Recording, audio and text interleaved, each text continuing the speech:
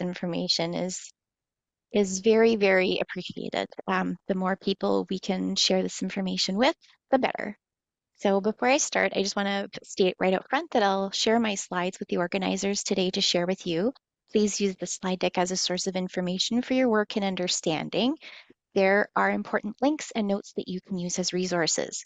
We just ask that you do cite the OAC appropriately if you're going to be publishing anything. We want to amplify this information, as I said, and the further it can go, the better. A note on language. I will be using Autism First Language today in the presentation. This is the OAC's default, which we use under the advice of the self-advocates in our organization. But keep in mind that this language is different for everyone, and you could always ask someone how they would like to be referred to, either as an autistic person or a person with autism. And also a disclaimer that today I will be discussing some difficult topics, specifically the themes of lack of access to and loss of services and accessing CAS. I'm trying my best to approach these topics in a good way, but please be mindful of your mental health. But please do remember that our community lives this daily and they do not have the ability to turn away from it. So I'll begin by acknowledging that I'm speaking today from the unceded and traditional territory of the Anishinaabe of Fort William First Nation, signatory to the Robinson Superior Treaty of 1850. Settlers call this place Thunder Bay. I offer this acknowledgement as an act of respect, reconciliation, and gratitude to those whose territory my family occupies. This is where we live, grow, work, and learn. As for my positionality, I'm a white lady, cis presenting first generation of two families that recently immigrated from Poland. I'm a mother of three and president of the Ontario Autism Coalition, and I moonlight as a practicing epidemiologist. So the information that I'm sharing with you today isn't mine alone. It is a collective work made up of FOIs, surveys, and shared experiences that were gathered, interpreted, and communicated through thousands of hours of volunteer work by the community for the community. I'd like to thank the OAC Board of Directors, members of the OAC Working Group, the community, all 27,000 of them from across the province, if you can believe that, our community partners and allies for their contributions. Without them, none of this important work would happen. So I'm going to talk about the Ontario Autism Coalition for a minute because I'm super proud of our community. The OAC has been advocating for over 20 years at this point. Our 20th anniversary was March 5th, 2025. We are a not-for-profit, but we're also not a charity. So we're in a strange space. It's a powerful space, and this is on purpose. It allows us the ability to vocally hold power to account. There's rules with not-for-profits, and they aren't always able to do that. We are made up of a group of people with a variety of perspectives. You can see under the heading of volunteer here that we have self-advocates, parents, caregivers, service providers, educators, and a lot of allies from different spheres. We run 100% on volunteer power and donations from the community. We gather information and amplify voices through 6 different working groups, and they are the Ontario Autism Program Working Group, Special Education Working Group, they've been very busy this year, Adult Services Working Group, that's our newest working group, Northern Working Group, a Research Working Group, and a group that has a conglomerate of special committees. One is the Committee on Community Safety. It started off as a project around Bill 74 or Amendment to the Missing Persons Act. And we also have a representative sitting on the committee that is building the National Autism Network that will be doing work on the National Autism Strategy. So we've got a lot of pans in the fire. We work across sectors to expose systemic failure. The OAC is dedicated to driving meaningful change through public awareness campaigns that highlight provincial autism policies and programs. We advocate for permanent, publicly funded, accessible, ethical, and evidence-based services, ensuring autistic individuals and their families receive the support they need when they need it. Through education and empowerment, we equip self-advocates, families, politicians, and allies with the tools to drive systemic change.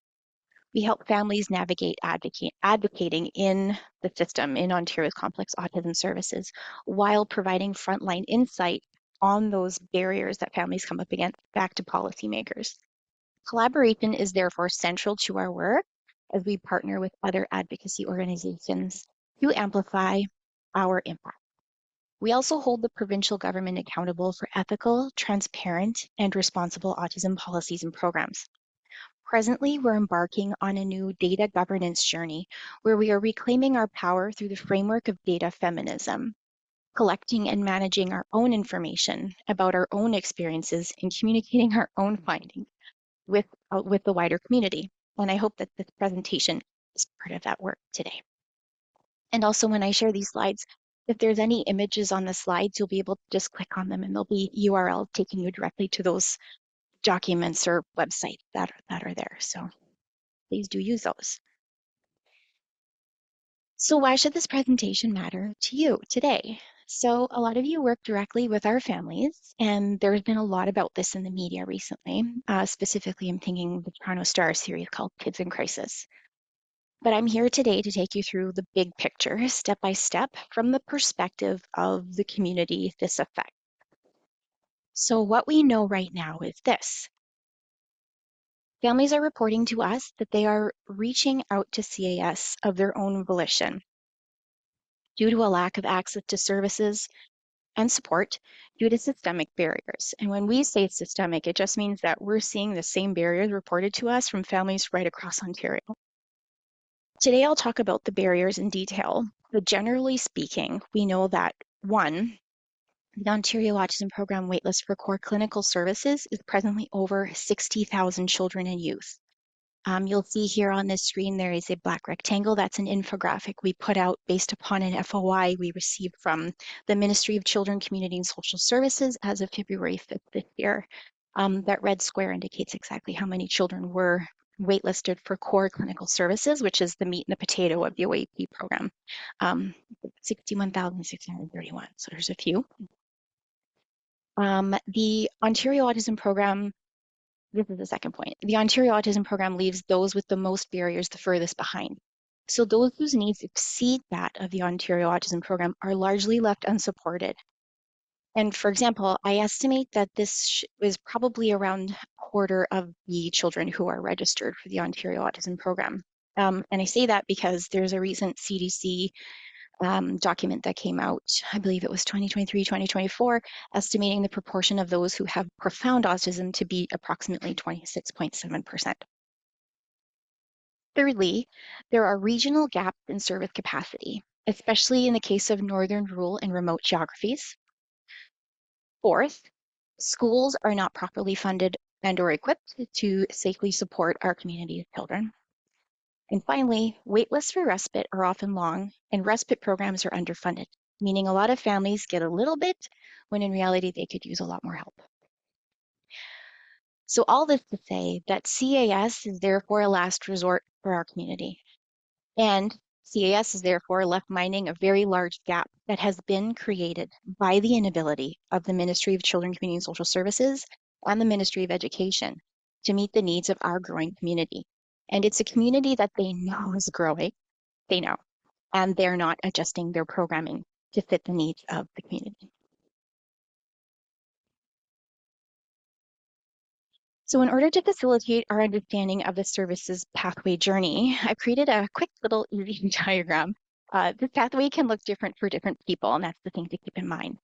My intention here is to showcase the possibilities and the barriers as perceived by the user end. This diagram will be featured on the lower right quadrant of the following slides so we can keep track of where we are on our journey. There's a little caveat here though, that there are regional differences in what is available. So not all of the boxes you see here are available in all parts of Ontario, or some of the boxes are present, but maybe can't hold as many children in them at any one given time. So let's start. First, a special note about Jordan's principle, because many Indigenous families, this is where their journey has begun. Many families and providers are right now coming to the Ontario Autism Coalition asking about changes occurring to Jordan's principal services, where it seems that there's a narrowing of what services are available or eligible for funding. The reason being given to families is that And this is kind of frustrating. They're saying that no provincial program is giving full-time therapy to anyone, so JP kids aren't being discriminated against for not getting full-time therapy either. And it's infuriating. Here we have the federal government setting precedent, showing there are children, youth who do require full-time support, but the program being pulled back because of inadequacy of provincial programs. This is a flawed way of thinking. Harm is being done presently to those who just this month or last month lost full-time services and are now left with maybe some temporary pillar programs for a few weeks or months if they're lucky. Many of these children are currently waitlisted for core clinical services via the Ontario Autism Program. I suspect that this could very well be due to the fact that Jordan's principle is being used to fill the gaps that are present in provincial programs. And there are just that many kids waitlisted. So the Ontario Autism Program delays are actively and negatively affecting Jordan's principal funding. Yeah, I said it.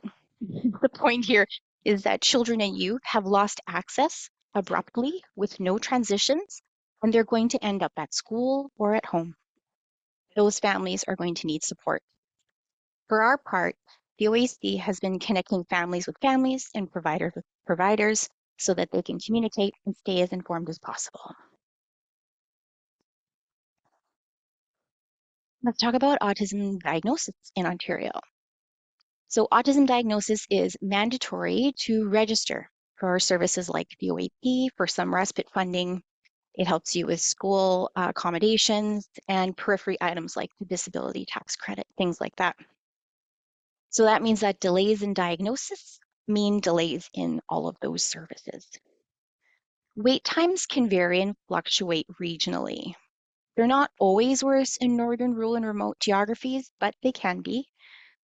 Publicly funded streams of diagnosis would be the OAP funded hubs, which can be difficult to access. Pediatricians or physicians, wait times are often a barrier for this stream. There's also a private option, and the prices vary quite a bit across the province. Anywhere from 3 to 6, I've seen higher depending on the complexity of the diagnosis. So here, cost is a barrier, and in some locations, there are also wait times at private providers. And as I said, the barriers here come down to geography, capacity, cost, and documentation type. Sometimes physicians or pediatricians don't always write up as thorough a report as a diagnostic team at a hub would, and sometimes there's pushback from the ministry on that. In Ontario, ASD diagnosis involves a multifaceted assessment process that may include interviews with parents, observations of the child, and use of standardized diagnostic tools. A qualified professional, often a psychologist or psychiatrist, will evaluate the child's behavior and development, considering factors like communication, social interaction, and repetitive behaviors. Once a diagnosis is made, parents can explore their eligibility for the OAP.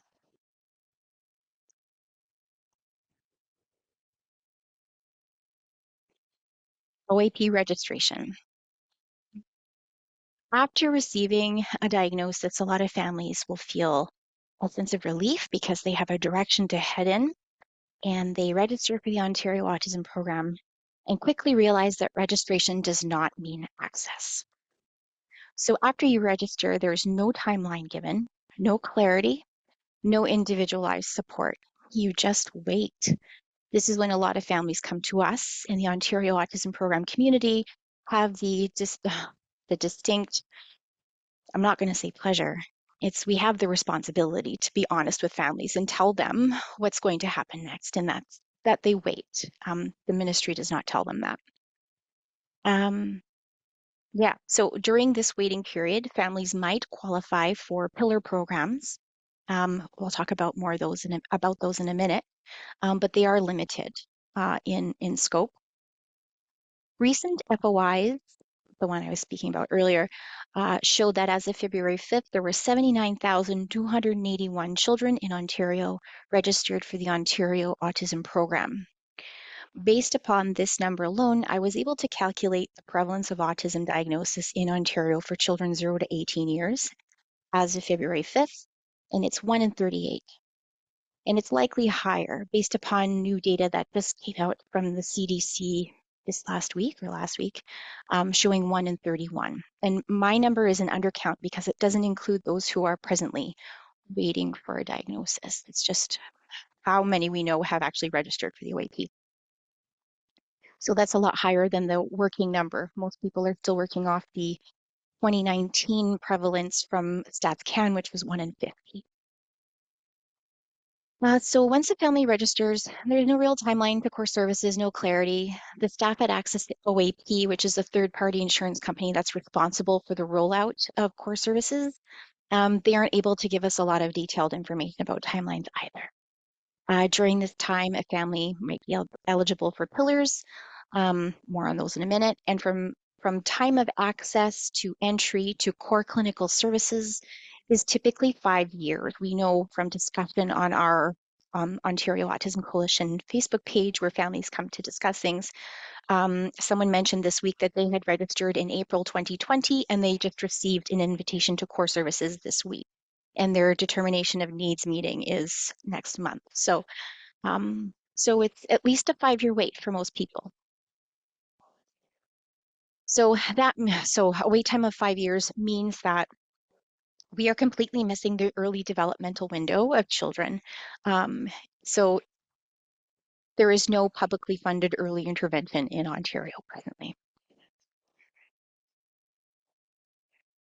Let's talk about the pillar programs. Minister Parse is very keen on these pillars. When he talks about in Queen's Park, 40,000 children are accessing services, he's including the families who are accessing these pillars.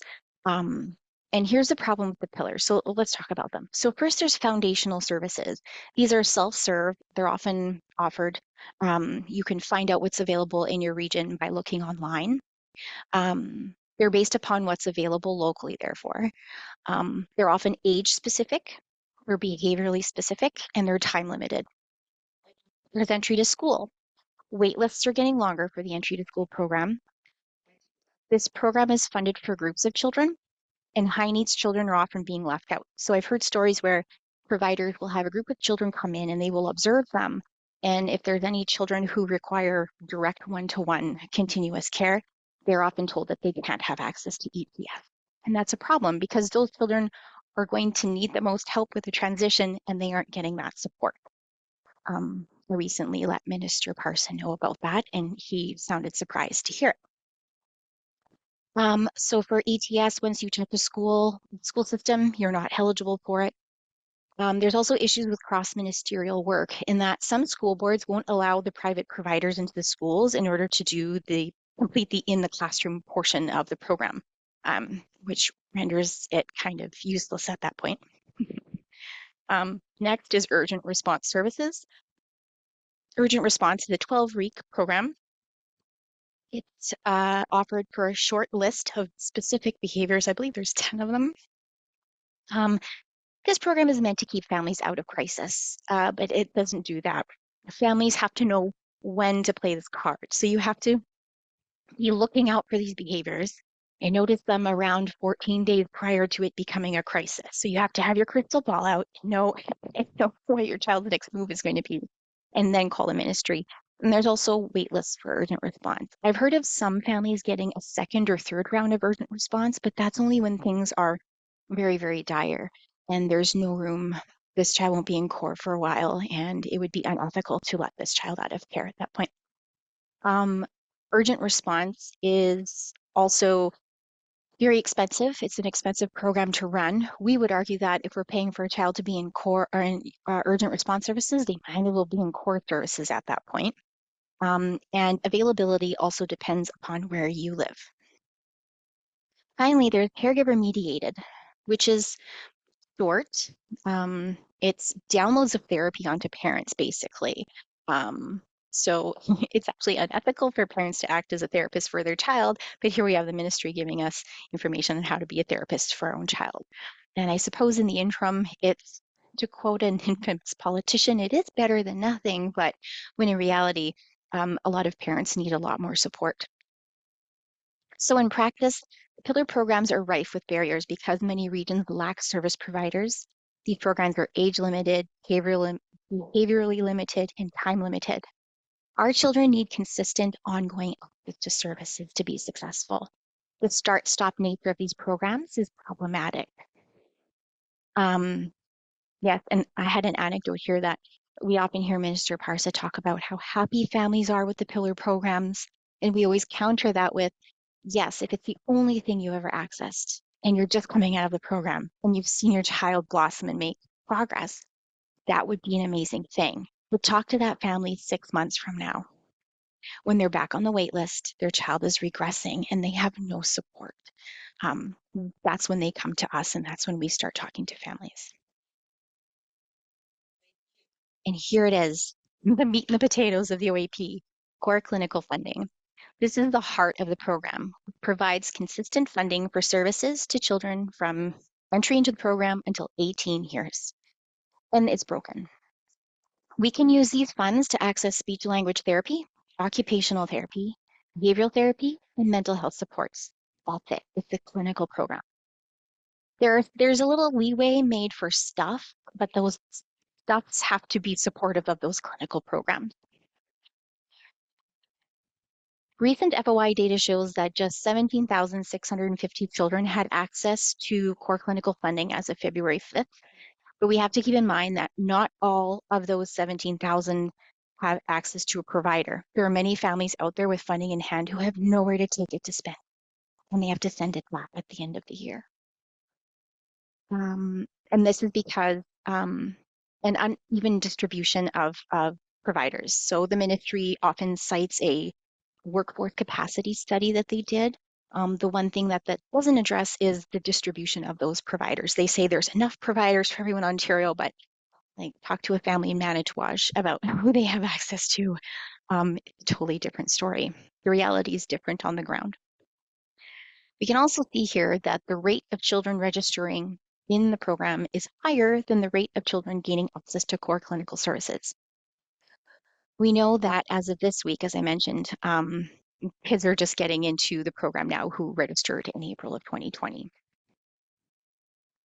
And there are baked in inequities that we are seeing in core clinical funding. As families come in, we log all this information. So a child's age is included in the decision making of how much core clinical funding they will get. For those new to autism, I'd like you to know that age does not determine need. That funding brackets that make up the monetary schedule for the OAP leaves kids behind as behaviors tend to start escalating, especially behaviors that occur due to a little-known phenomenon the ministry has just heard of called puberty. I don't know if you've heard of it.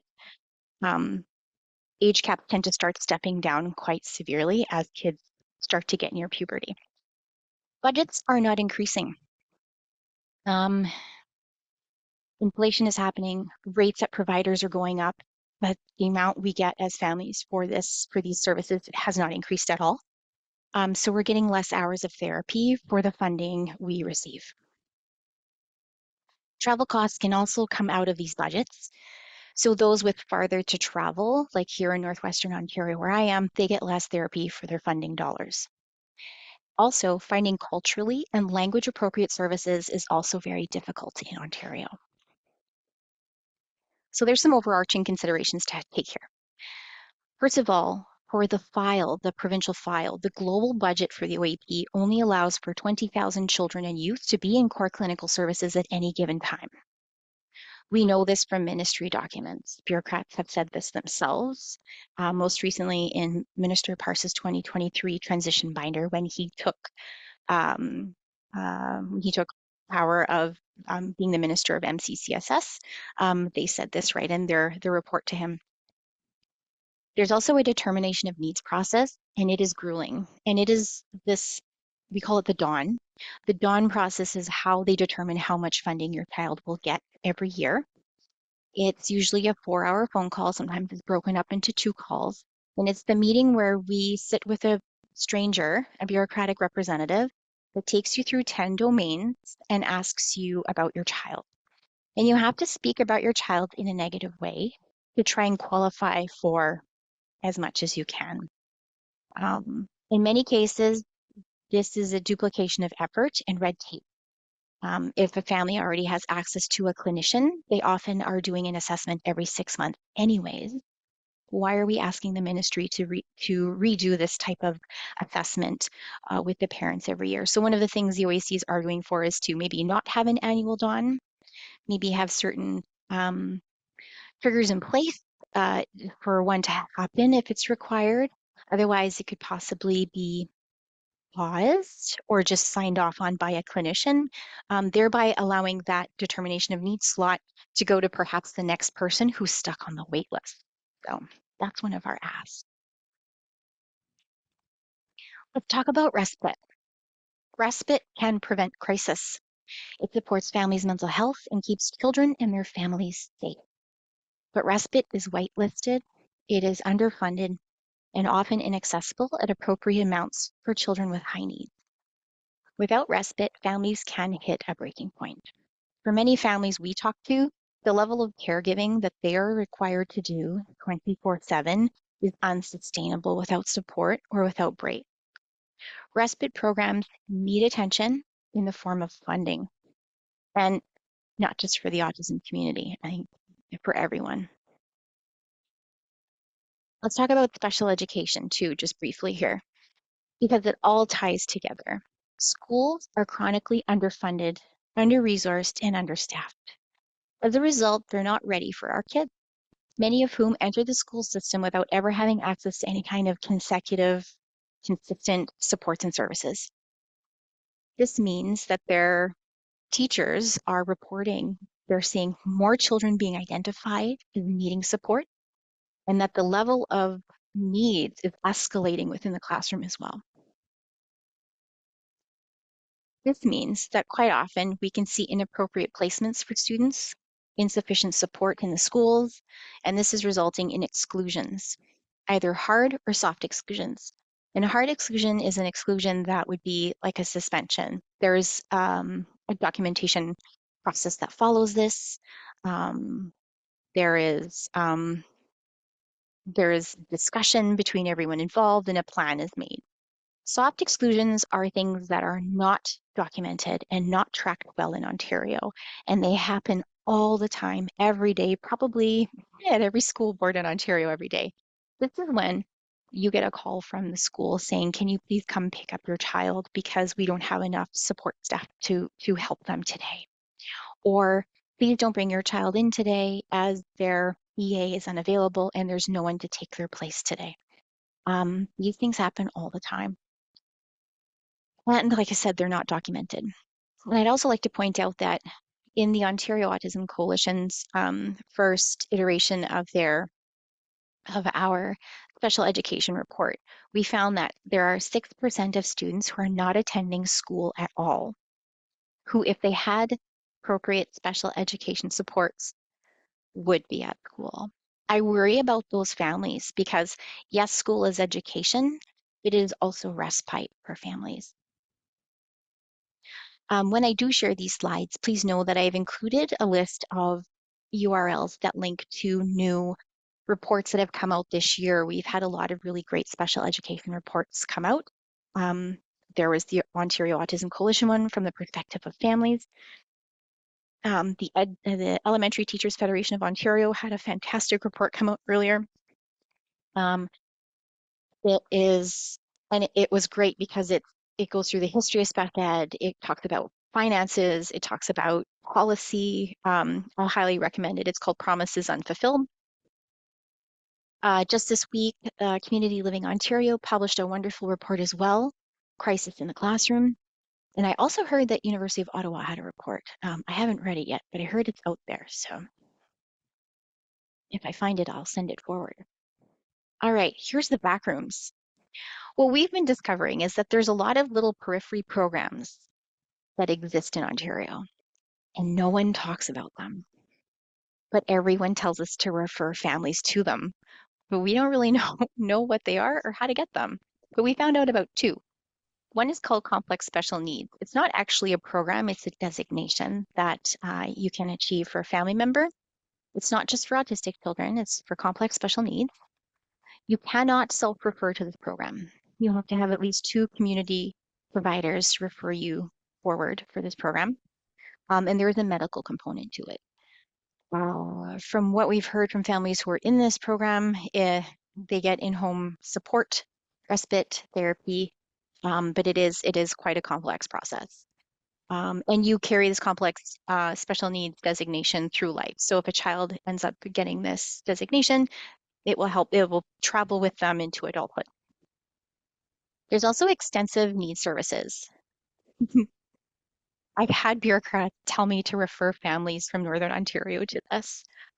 It is only available in Ottawa, Toronto, and Hamilton presently. There are rumors of its expansion, but I don't know how true they are. We're still waiting to hear. Yeah, so it's really frustrating that these two programs are what ministry bureaucrats tell us to refer families to, but they are geographically limited and families cannot self-refer to them. So, and this would be for families in our world, whose needs exceed that of the Ontario Autism Program. And finally, I'll just briefly mention here the transition to adulthood. At 18, services disappear almost entirely. Families get a new version of a wait list for adult developmental services, housing where there is a 30+ year wait, and employment support. Many young adults become isolated, unsupported, and more vulnerable to things like homelessness and mental health crisis. And we have several of our directors whose children are embarking on the transition to adulthood. So um, it will be good to have them document their process and report back to the community. And we will learn together about that and hopefully have some more documentation around that for everyone. So painted a pretty damning picture of systemic failure in Ontario. We have diagnosis delays, which stall everything else. Waitlist for Ontario Autism Program core services, which is now 5 years, and there are 60,000 children on that 5-year journey. No core funding means that families are left to fend for themselves. And there's a problem with that, in that sometimes families will pay out of pocket for services that perhaps are not evidence-based, and harms are potentially being done because families are desperate and they're willing to try anything. There are respite gaps that lead to caregiver exhaustion and mental health strain for the family. We know that schools are unsafe because they're unsupported, and that is leading to exclusions. And in the end, children's aid societies are being contacted not because of abuse in the family, but because families have been failed through every other possible avenue. So it's not just a service gap, it's a gigantic system of abandonment by the province. So let's talk about what families are saying to us that they need. Down. This is coming from thousands of families over 2 decades of OAC talking to them about this process. They would like timely and equitable diagnosis, automatic entry to core services, post-diagnosis, no waiting for years, reliable needs-based respite access, inclusive and supported school environments, and seamless transition to ready and waiting adult services. And of course, accountability and enforcement of rights across all ministries. Yes, we need to support families and provide services, but we also know that our interaction with the service community is important too. And families ask for compassion, empathy, community, and empowerment. And I would not be doing my due diligence today if I did not mention some basic autism facts. There is some very dangerous misinformation and disinformation, particularly out of the USA, about autism and autistic people that I would like to address.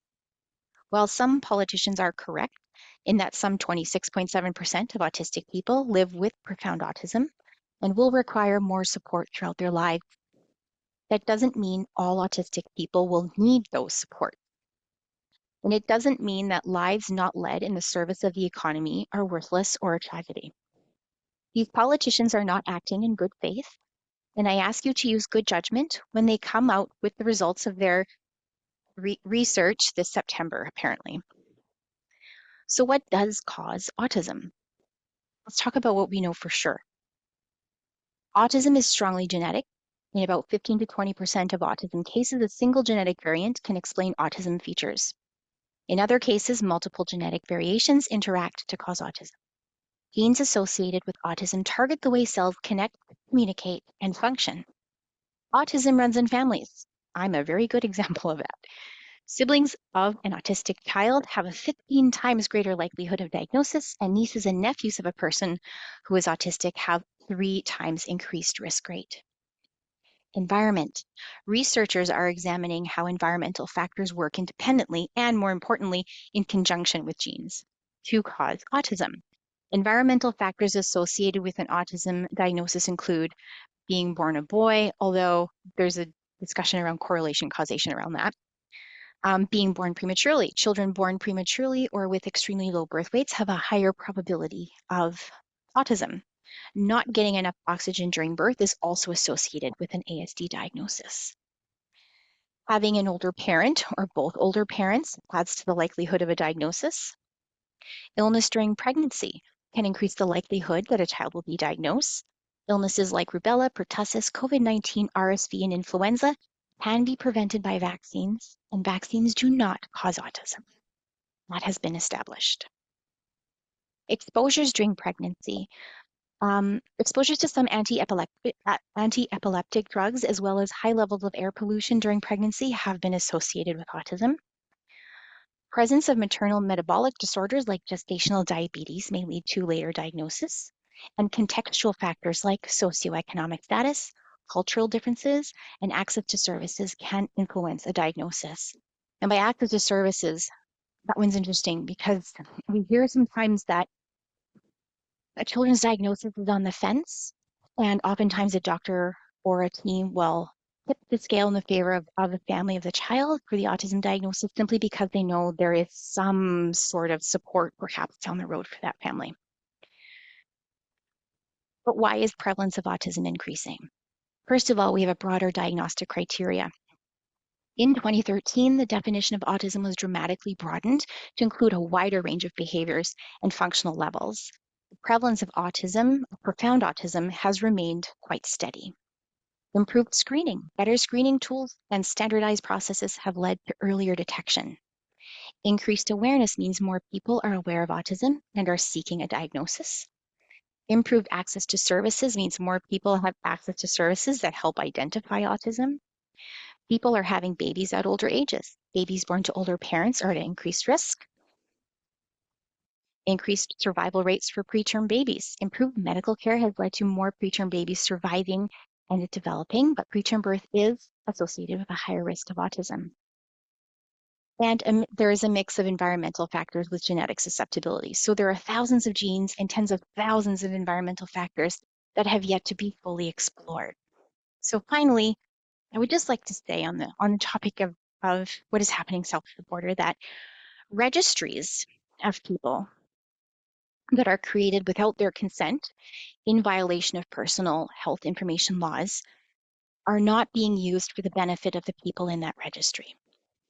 That is systemic cataloging of specific groups of people. That is eugenics, and not eugenics language. It is in and of itself eugenics. And I pulled that directly from self-advocates in the United States.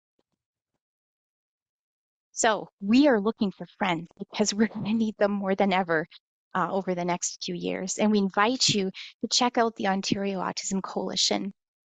Join us in our advocacy. We are actively building relationships with organizations in order to benefit the work of the community as a whole. A couple of recent examples are the special education survey. We were able to connect with several of the education unions, and we are helping amplify each other's work now, and that's very rewarding as a community. And I think we make a bigger ping when we do it together. And we're also looking at research opportunities with Western University around the economic impact of an autism diagnosis in our community and in our family.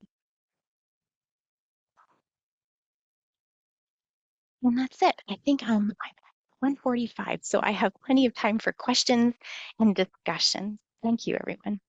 Thank you. Thank you very much, Alina. We'll open up the floor to questions. I wonder if it's okay if I kick it off with a question. Yeah. If maybe you can share a bit more with us. So you mentioned at the beginning about the series done in the Toronto Star, about families with children with autism or complex needs, and the use of children's child welfare agencies to support those families when there's a lack of funding for treatment. I myself, as a parent of a child with autism, am a part of the Ontario Autism Coalition Facebook group, and I very frequently see people posting saying, I need to reach out to Children's Aid because my child needs treatment. I can't handle this anymore, and could Mhm. they step in and give my child what they need?" So I wonder if you don't mind for a moment just kind of sharing a bit more about that with the group here today, because it's startling and it's affecting all of us in the work that we're doing and how we Yeah. support families. Yeah. So I don't think families understand that CAS organizations don't have a backdoor to services. I think they assume that if they come to you in crisis, that you have some kind of access to a respite care worker for them, or access to a bit of funding for therapy. Um, Families are desperate, and there are a lot of children whose needs are very high. And we're talking about people who are literally caregiving 24/7. I mean, you've probably all seen this and heard this. And families don't understand, and they often get quite upset when the only option given to them is either temporary or full relinquishing of their children to CIS. Like, how could this be the only option? I don't think people in general understand this giant gap that's been created in services, that things are getting so bad with families that they're coming to you, but they don't understand what's available or what's an option. So I think there is an opportunity for better communication there to the community. Um, I would hope that the discussion started around that series in the Toronto Star, which God bless Irwin Ellman for kicking that off. That was an absolutely fantastic series and apparently going to be continuing. But yeah, I mean, people have been their eyes have been opened to that as a possibility, but I don't think families fully understand what that entails or what's possible through that route. And just further to that, I I have to say I was particularly appalled that the ministry's response was to immediately begin auditing as CAS organizations. That is not the right approach. Um, CAS organizations, as I understand it, are filling a gap that the ministry created, and this was never part of their mandate. And you're doing your best to fill that gap.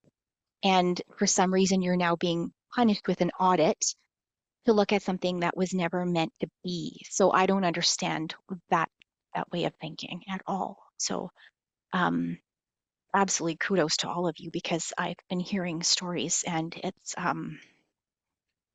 from families and from CAS workers about what a difficult task this is right now. Thank you. We should talk about communications to families. Yes. Yeah. So is there anyone on the call right now who has any questions for Alina? You can jump in or raise your hand. Oh, I see. Sorry, now I can see the screen better. Alta, Thank you. please go ahead. Great. Thank you. Thank you, Laura. Lena, I certainly recognize the large burden of work that has fallen upon your shoulders in not only putting this information together for the audience today. It certainly is helpful for me to observe the large picture of what you've painted here, and certainly a lot of very familiar to me with in terms of the clinical gap that's prevalent in Ontario. I'm curious if, it's one thing to present all the information that you have, and I'm wondering if over the scope of your experience and research, are there, models of care in other jurisdictions, whether it's within Canada, United States, elsewhere in the world, that tends to provide a better level of support to parents with children and youth with Here in New autism? Zealand's nice this time of year. Honestly, we are presently, well, off the top of my head, no jurisdiction in Canada gets it right. The United States did have access to um, private insurance for paying for a certain amount of clinical support. But that is changing very quickly right now, where families are losing their access to support because of things that are happening there right now that are absolutely terrifying.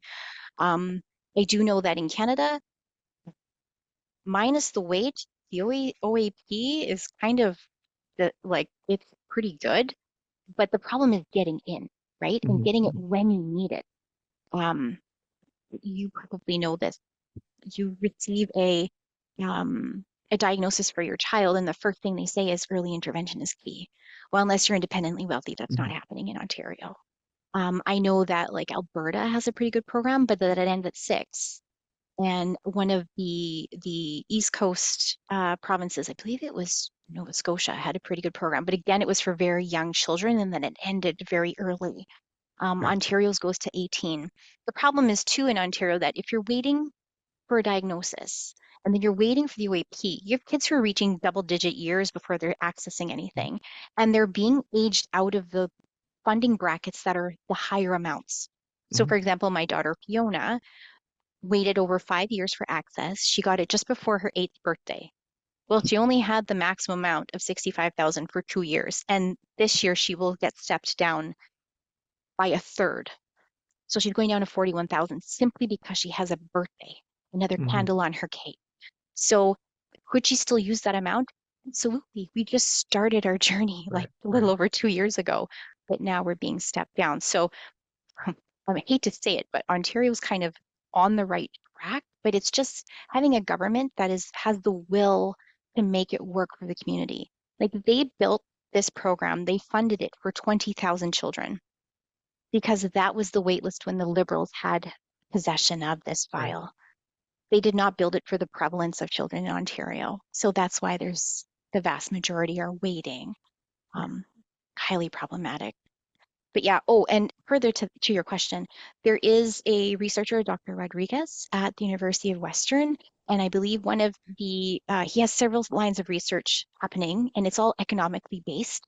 But he is going to be looking at different models of care from different jurisdictions in Canada and the US, see what they mean and what different types of economic interventions can do for those models. Very interesting work. I just met him last week, actually. Great. Thank you very Yeah, much. you're welcome. Here. James, please go ahead. Hi, and thanks for this presentation. It's very informative. It's awesome. And I wanted to ask, I think I know this, but I wanted to ask for clarity. I now am at the adoption department, and so we have a good percentage of kids who have autism. And when it comes to the funding, so if the foster family starts the funding process with OAP and they're now in the queue, if the child then moves on to an adoptive family, does the queue stay intact with the new family, or does the new family have to start all over again? I would definitely call the ministry to ask, but as far as I know, it goes by date of registration. So if the child's been registered, that child has an OAP number attached to them, and that number will carry them through their journey through the OAP. But I would check at least make sure addresses are updated because we've seen families missed because the ministry doesn't have accurate contact information for that family anymore. Okay, great. Thank you. You're welcome. Definitely call though. Okay. Yeah. So we have another question here. Liliana, please go ahead. Hello, it's my comment. Thank you so much, Alina, for the wonderful, pragmatic and factual presentation.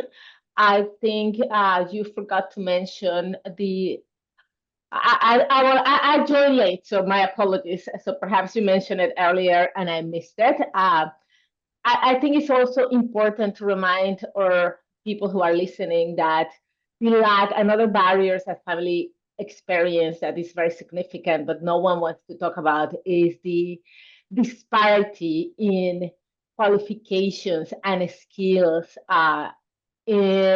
for service providers, service providers across the board, private, in the school system. And this is a huge issue, and it's a huge issue because it impacts family lives, it impacts children's lives, because after parents waiting so long for this money, if they're not the lucky ones and they're faced with a less than ideal service provider at school or anywhere, then that's money that's gone to waste. That's money that they will not return, and that's something that the government hasn't even addressed. That's something that service providers don't even want, because that takes for them to look inward, and to, like, school don't even want to talk about it. I mean, we have people, the discrepancies like, we have people at the board level working with children with autism who have more skills to be working with them whatsoever, and that is detrimental as well. So I just wanted to bring this forward, and I think that also another thing that it's very important to mention is the systemic barriers that the OAP system, the developmental sector in general, presents for many families. The assumption that all families are computer literate and they cannot access. I mean, there is just basic accessibility barriers for many families, especially those who are new to the country, who do not speak the language. And so, like, I can go on and on. And another important aspect of barriers that families of children with autism or anywhere in the spectrum with disabilities face is, the fact that disablement is not yet recognized by organizations. I mean, there's a beautiful documentary that came out from the United States that calls Invisible, I believe. And it shows it highlighted what disablement is, which many people are not even familiar with the concept, and the many barriers just for work. Like, many parents have to quit their jobs because the disablement that they face as direct association of having a disabled child in the family is huge. And one thing that is also, for me, very important is the fact that parents are never given the choice. Do I want to be the parent of this child, or do I want to be a long-time caregiver for this child? And the overlapping of those conditions, and how many parents are just tacitly forced because of social oppression and systemic barriers to become caregivers for life, and the impact that has on them. I just wanted to bring this to light. So many good points. And I have to say that because if someone's unhappy with their determination of needs result, they can have an appeal process with the ministry. And I have to tell you that the vast majority of people who contact us are people who have English is not their first language. They're newcomers. They're people who don't have the computer skills. Those inequities are baked into the program. These are the people coming to us saying, hey, my child has a profound autism diagnosis. Why did we end up with the lower amount? And as you say, there have been people in Ontario who are unethically providing services. But I have to say one good thing has happened, and that was last July. The ABA providers were regulated. They're now part of the College of Psychologists of Ontario. It's called the CPBAO now. And if a family purchases services from someone who says they're providing ABA and they have any problems with them, they can go to the CPBAO website and report that. So there is starting to be more accountability around those services, but we still do have to be careful, and we are trying to actively educate families and lead them to that website when that happens, because unfortunately it does. So thank you. So I know we've come to our end at 2:00. I just want to make a quick comment. Not everyone may have seen the chat, but I think this is very important. So Shauna Matthews has posted, a change in primary caregiver would need to be reported to the OAP also because they will not speak to anyone but the legal guardian There at you the go. OAP. So I think for children and youth in the child welfare system, that's a really key point and something that we Yeah. really need to pay attention to ensure that while that child is waiting, that they don't fall through that crack that you were speaking about where they miss Yeah. the call. I know myself, I could go on all day about this with you. Yeah. It's just so much. There's so much to it, and I know 1 hour doesn't cover it all.